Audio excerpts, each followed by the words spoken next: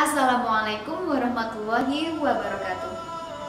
Hai, di video kali ini kita akan membahas tentang sumber hukum Islam. Beribadah kepada Allah Subhanahu wa Ta'ala harus dilakukan secara benar.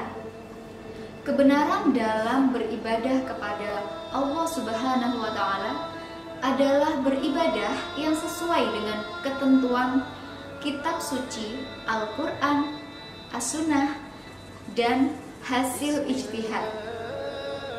Untuk memahami pemahaman atau proses dalam Al-Quran, As-Sunnah, dan hasil ijtihad, kita perlu pemahaman sumber hukum Islam ketiganya. Perhatikan materi berikut ini. Baiklah, kita akan bahas tentang sumber-sumber hukum Islam. Sumber-sumber hukum Islam itu ada 3. Yang pertama, Al-Quran. Kedua, As-Sunnah atau hadis. Yang ketiga, ijtihad. Kita akan bahas dulu tentang Al-Quran. Pengertian dan kedudukan Al-Quran. Al-Quran tentunya sudah kalian pahami ya, merupakan kitab suci umat Islam. Bentuknya lafaz, diturunkan kepada Nabi Muhammad SAW dengan memakai bahasa Arab dan bersifat mutawatir yang bernilai ibadah bagi pembacanya. Kedudukan Al-Quran sangat banyak ya, salah satunya sebagai sumber hukum pertama dan utama.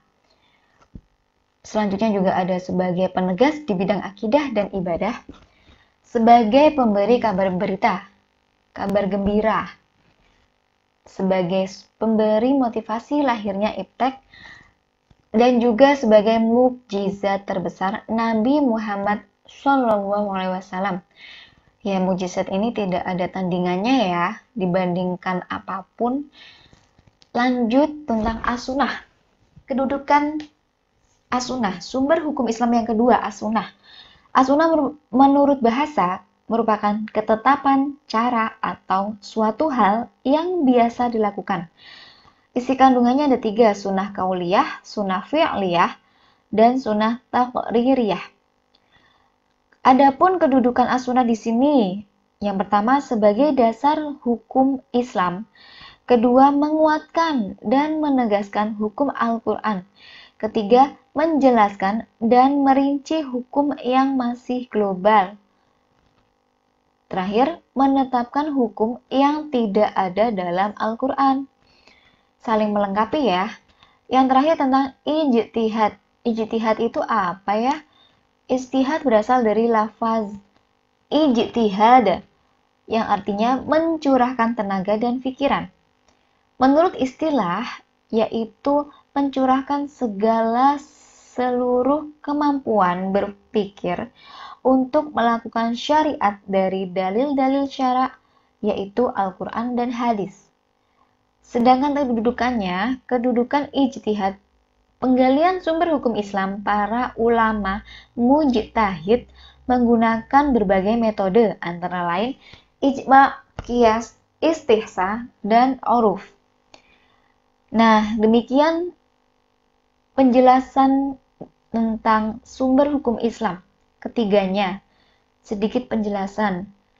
Selanjutnya, kalian bisa mencari makna dari ijma, qiyas, istihsa, dan uruf. Gitu ya, nanti dicari dulu itu sebenarnya apa sih? Hubungannya apa dengan ijtihad dan lain sebagainya?